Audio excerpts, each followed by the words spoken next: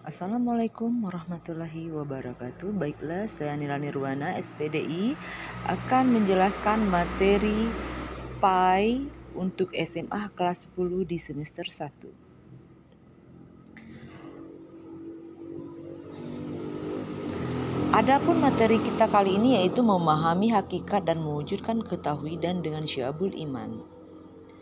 Pembahasannya meliputi yaitu yang pertama definisi dan dalil naqli syu'abul iman, dan yang kedua macam-macam syu'abul iman, yang ketiga tanda-tanda orang yang beriman, yang keempat problematika praktik keimanan di sekitar, dan yang kelima yaitu hikmah dan manfaat syu'abul iman. Baiklah, untuk penjelasan berikutnya silakan Anda menonton video berikut ini. Terima kasih. Yang pertama yaitu definisi dan dalil naqli syu'abul iman. Adapun definisi iman yaitu amana yu'minu imanan. Dari bahasa berarti kepercayaan, keyakinan, ketetapan atau keteguhan hati. Ucapan, perbuatan, dan niat di mana tidak sempurna salah satunya jika tidak bersamaan dengan yang lain.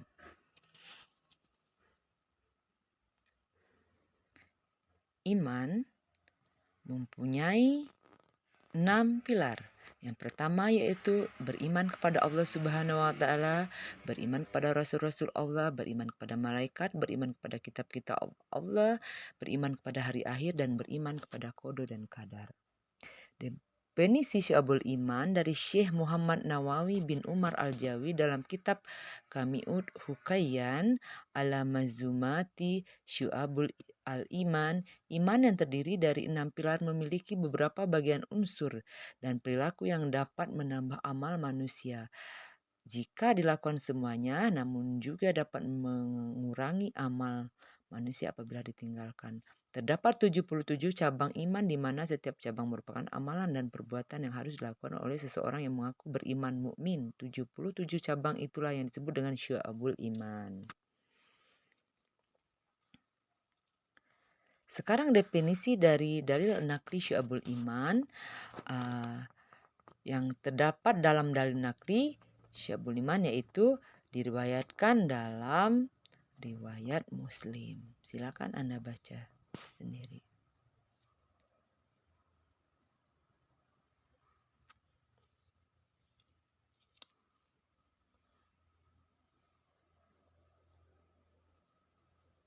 Yang artinya yaitu dari Abu Hurairah radhiyallahu anhu berkata, Rasulullah Subhanahu wa taala bersabda, iman itu 77 lebih cabangnya. Yang paling utama adalah mengucapkan la ilaha illallah, dan yang paling kurang adalah menyingkirkan apa yang akan menghalangi orang di jalan, dan malu itu salah satu dari cabang iman. Hadis riwayat Muslim. Kemudian macam-macam dari syu'abul iman.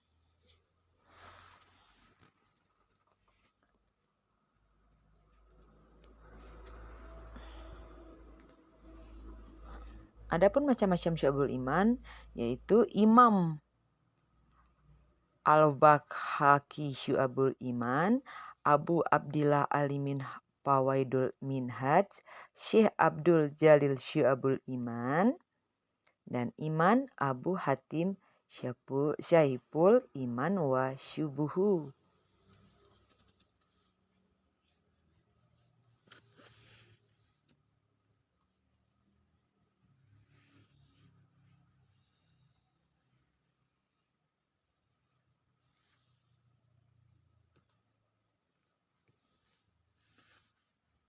Kemudian macam-macam syu'abul iman diriwayatkan dalam riwayat Ibnu Majah yang dia berkata yaitu dari Ali bin Abi Thalib radhiyallahu anhu berkata, Rasulullah sallallahu alaihi wasallam bersabda, iman adalah tambatan hati, ucapan lisan, dan perwujudan dari perbuatan. Hadis riwayat Ibnu Majah.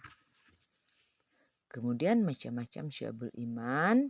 Iman terdiri dari 3, yaitu yang pertama ma'rifatul bil qalbi, meyakini dengan hati, ikrarun bil lisan, diucapkan dengan lisan, terus amalun bil arkan, mengamalkan dengan anggota badan.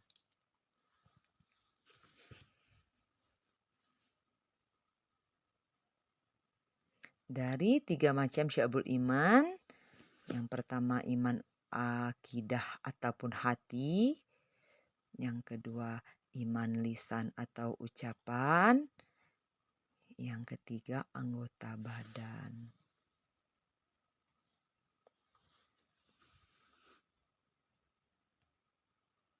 Kemudian cabang iman berkaitan dengan niat, akidah dan hati.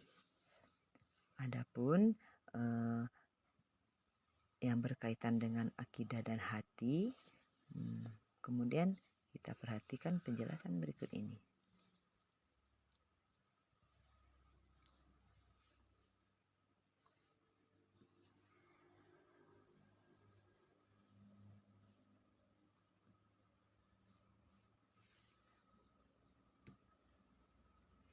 Iman dengan keyakinan penuh yang terpatri di dalam hati, tidak ada perasaan ragu sedikit pun, serta akan selalu mempengaruhi orientasi dan arah kehidupan, sikap hidup dan aktivitas dalam kehidupan.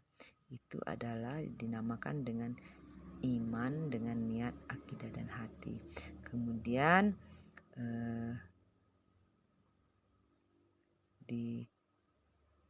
disampaikan dalam surat Allah berkata, yaitu Allah meneguhkan iman orang-orang yang beriman dengan ucapan yang teguh dalam kehidupan di dunia dan di akhirat. Dan Allah menyesatkan orang-orang yang zalim dan Allah berbuat apa yang Dia kehendaki.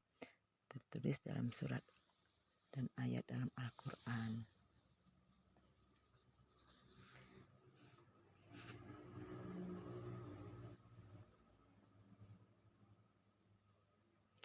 Kemudian yang pertama, cabang iman berkaitan dengan niat itu adalah satu, iman kepada Allah, iman kepada malaikat, iman kepada kitab-kitab Allah, iman kepada Rasul, iman kepada takdir baik dan ataupun takdir buruk, iman kepada hari akhir, iman kepada kebangkitan setelah kematian, iman bahwa manusia akan dikumpulkan di yaumul mahsyar setelah hari kebangkitan, kemudian iman bahwa orang mukmin akan tinggal di surga dan orang kafir akan tinggal di neraka, dan mencintai Allah Subhanahu wa taala. Selanjutnya mencintai dan membenci karena Allah Subhanahu wa taala. Yang ke-12 mencintai Rasulullah Subhanahu wa taala dan yang memuliakannya. Yang ke-13 yaitu ikhlas dan riya dan menjauhi sifat munafik, taubat, menyesal dan janji tidak akan mengulangi suatu perbuatan dosa. Kemudian 15 takut kepada Allah Subhanahu wa taala. Yang ke-16 selalu mengharapkan rahmat Allah Subhanahu wa taala. 17 tidak terputus asa dari rahmat Allah Subhanahu wa taala. Yang ke-18 syukur nikmat. Yang ke-19 menunaikan amanah. Yang ke-20 sabar. Yang ke-21 tawaduk dan menghormati yang lebih tua.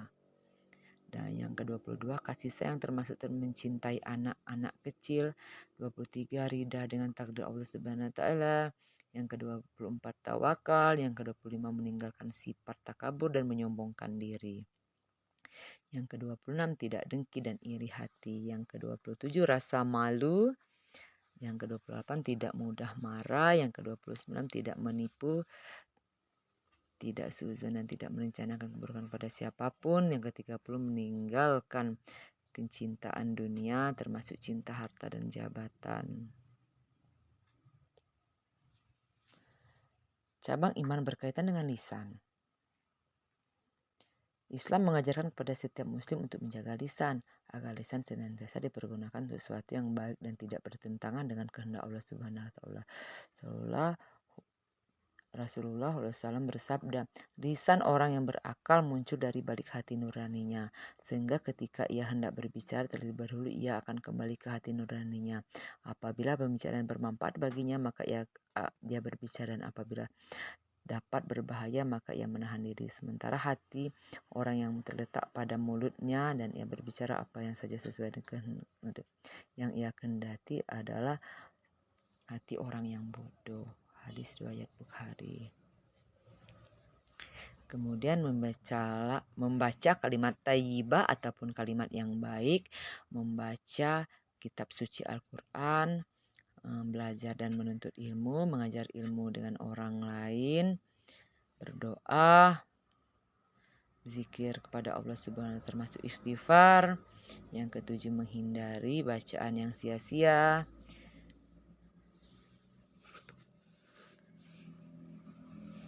Itu adalah tadi iman berkaitan dengan lisan. Sekarang yaitu cabang iman berkaitan dengan perbuatan dan anggota badan.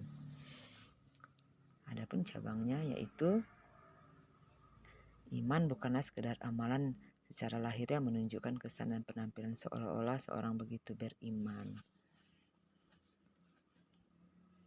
Bukan hanya seolah-olah ya.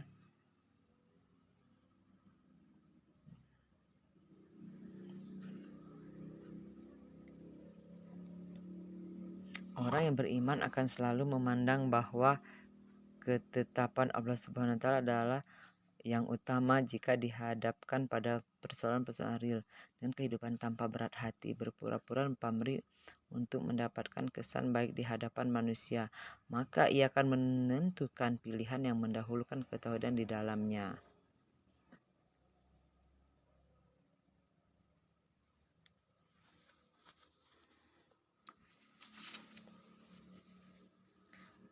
Kemudian bersuci atau tahara termasuk di dalamnya kesucian badan, pakaian, dan tempat tinggal.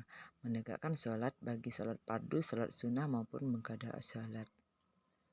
Yang ketiga, bersedekah kepada fakir miskin dan anak yatim, membayar zakat fitrah dan zakat mal, memuliakan tamu serta membebaskan budak, menjalankan puasa wajib dan sunnah, melaksanakan haji yang bagi yang mampu, beriktikaf dan dalam masjid termasuk diantara adalah mencari Lailatul Qadar.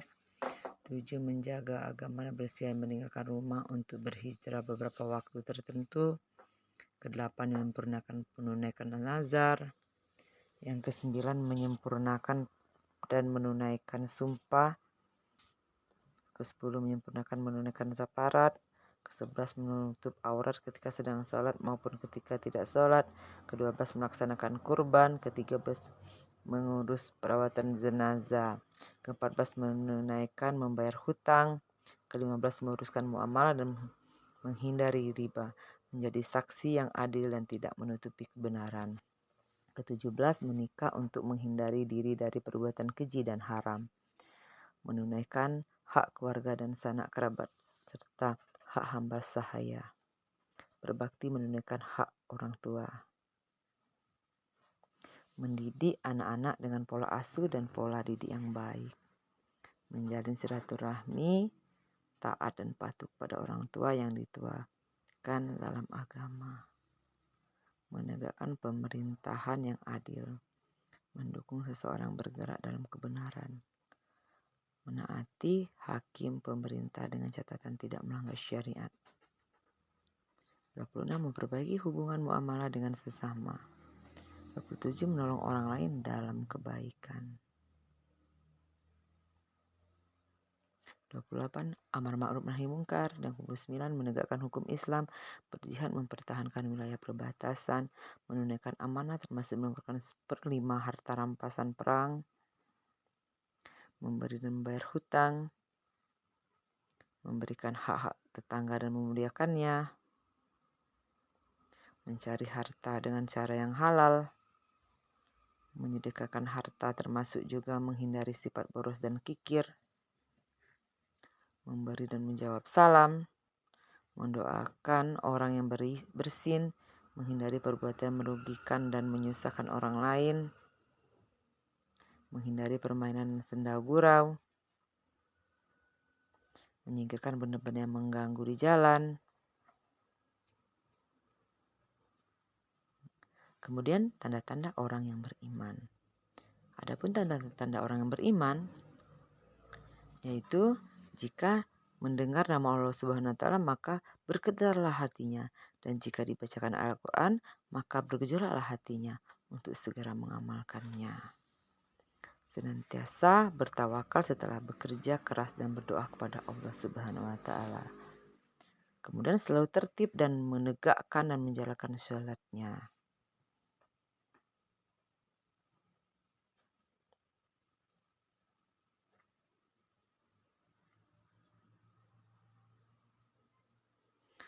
Menafkahkan sebagian rezeki dan hartanya di jalan Allah Subhanahu wa taala.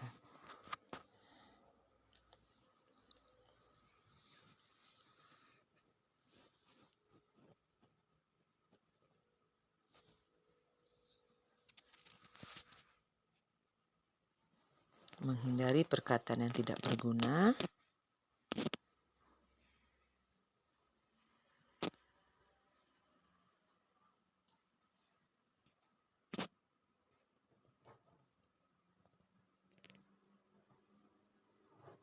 Kemudian memelihara amanah dan menepati janji.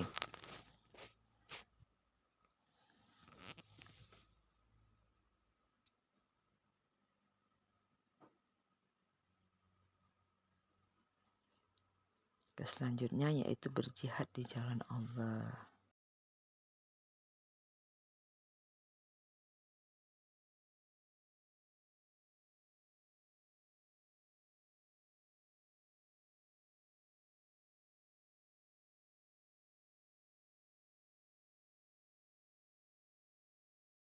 Praktik keimanan di sekitar.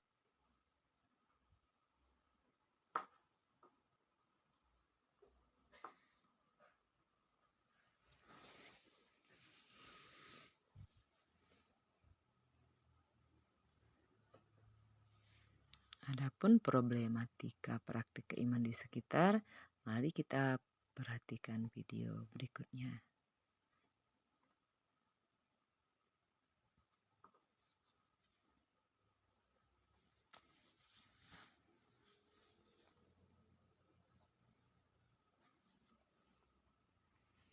Satu yaitu mukmin yang saling mendengki. Jika mukmin yang saling mendengki itu adalah termasuk problematika praktik keimanan di sekitar kita. Apalagi mendengki itu adalah sesama teman, itu akan merusak daripada keimanan kita ataupun keimanan teman kita.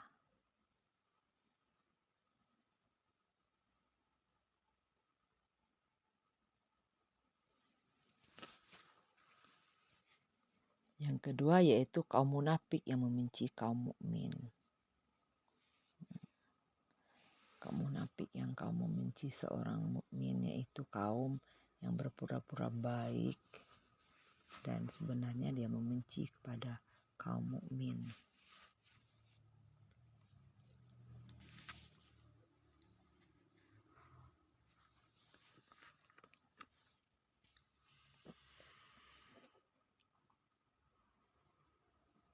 Yang ketiga yaitu orang kafir yang memerangi kaum mukmin.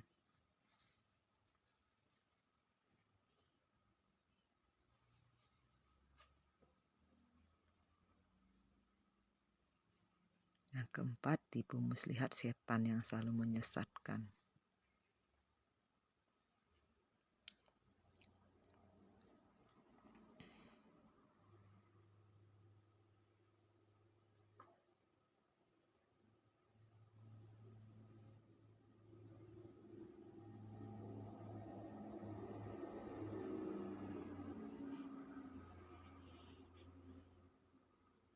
Yang kelima yaitu godaan hawa nafsu dari dalam diri setiap mukmin itu sendiri. Dalam godaan ini tidak gampang kita menghindarinya ya. Untuk itu dalam menahan godaan hawa nafsu ini kita perlu latihan untuk menahan dari setiap godaan. Kemudian hikmah dan manfaat syabul iman. Adapun hikmah dan manfaat pada syabul iman, sekarang mari kita perhatikan video berikutnya, yaitu iman menghilangkan sifat kepercayaan manusia terhadap makhluk. Iman menghilangkan sifat kepercayaan manusia terhadap makhluk Allah ini adalah contohnya orang yang melakukan syirik, yang mempercayai daripada yang lain daripada Allah Subhanahu wa taala.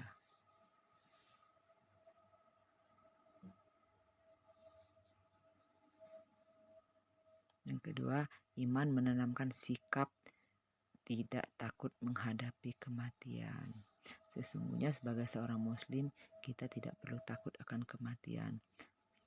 Karena Allah telah menjelaskan setiap barang bernyawa pasti akan mati. Kullu nafsin zaikatul maut. Yang ketiga yaitu iman akan membuat seorang mukmin memiliki jiwa yang tenang. Sebagai seorang muslim yang baik, mukmin yang baik, kita akan selalu tenang apapun yang kita hadapi di dunia yang fana ini.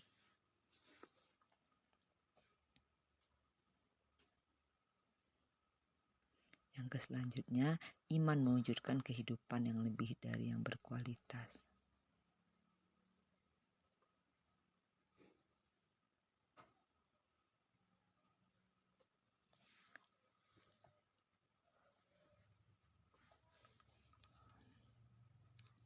Yang selanjutnya, iman menumbuhkan sikap ikhlas.